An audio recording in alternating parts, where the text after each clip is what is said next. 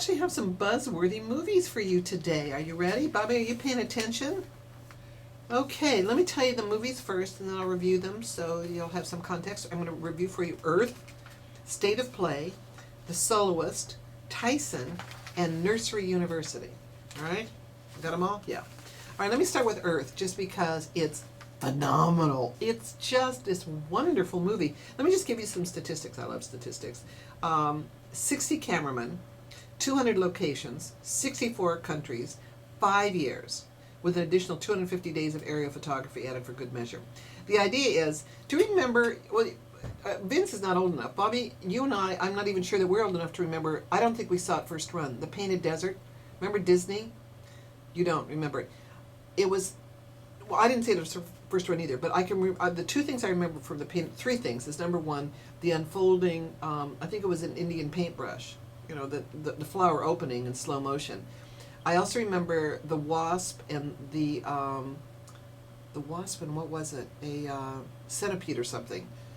A fight to the death, and two rams locking horns, and it showed that for days they were locked in. So the idea was that this was Disney 60 years ago, I think. Oh, that's why I didn't see it first run. I'm not that old. Sorry, I should have done the math before this.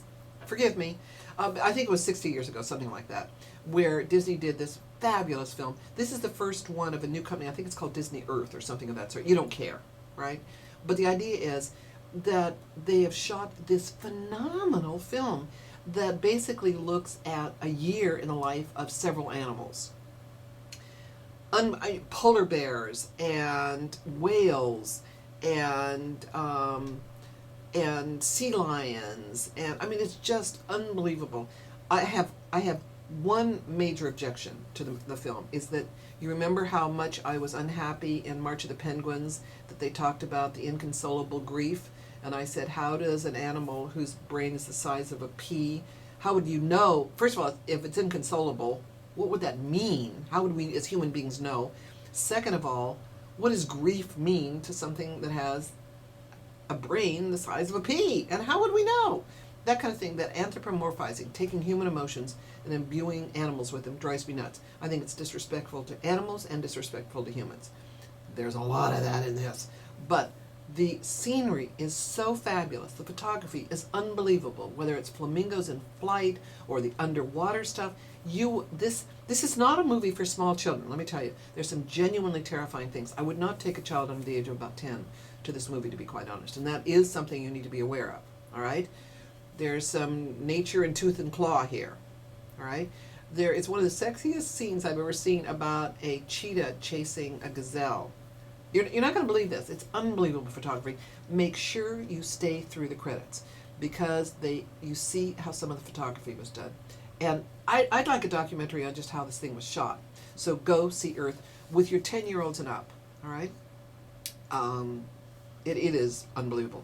State of Play is a movie that actually opened last week. It's Russell Crowe and Ben Affleck, Rachel McAdams.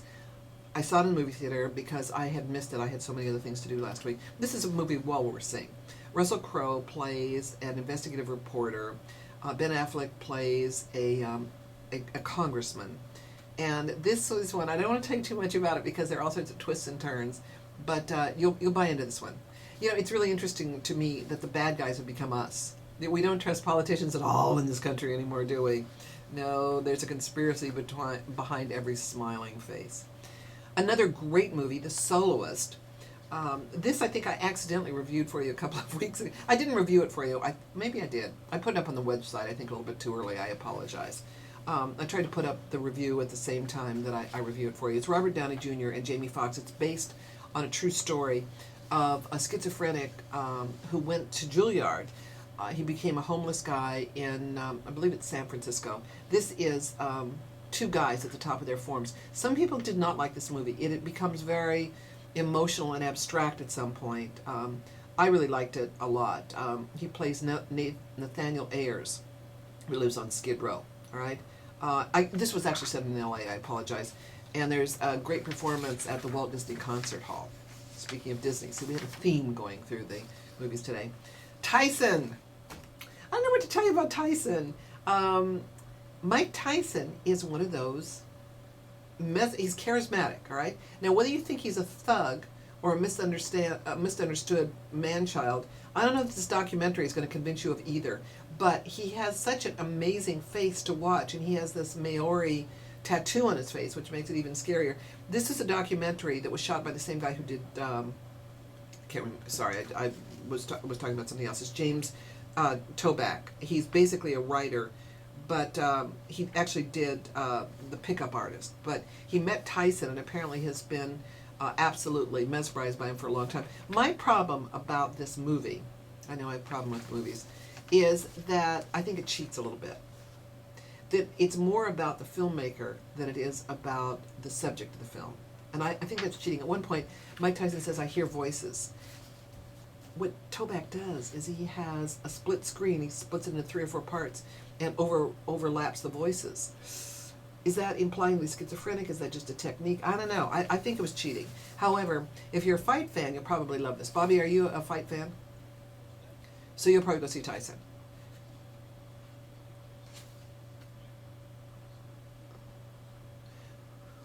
Well, the problem is about this is you don't know what's real and what's not about this. And you also have the feeling he's been coached a lot in this. He uses, because he goes from being nearly inarticulate and barely can speak the language to having amazing fluidity, and it's like, you know, he picked the word of the day. I don't know. I mean, my problem about a documentary is I want to know more about the person that I do at the end than I did at the beginning, and you don't here. On the other hand, I took my assistant, who is a fight fan, believe it or not, and she loved this. So it's certainly worth seeing.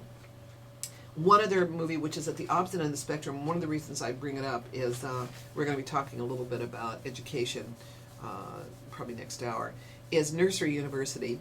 Was shot, it's a documentary that was shot in New York about parents trying to get their 2-year-olds and 3-year-olds into nursery school. Oh yeah. This has got everything you look for in a documentary. It's got blood sports, competition, tears, excitement, you know, venality, corruption. I mean, you can't believe this. It turns out the statistic is that there are 30% more children born in New York City since 2000, I think between 2000 and 2007. So trying to get your kid into a school, and then the idea is if you don't get them in the right nursery school, you won't get them into the right prep school, you won't get them in college, you'll ruin their lives. So all of these. All right, let me go through them one more time very quickly. Earth, fabulous. All right, State of Play, very good, very entertaining. Soloist, terrific. Tyson, entertaining, highly questionable. Nursery University, sobering. All right, you can go and get more information at drjoy.com or drjoyreviews.com.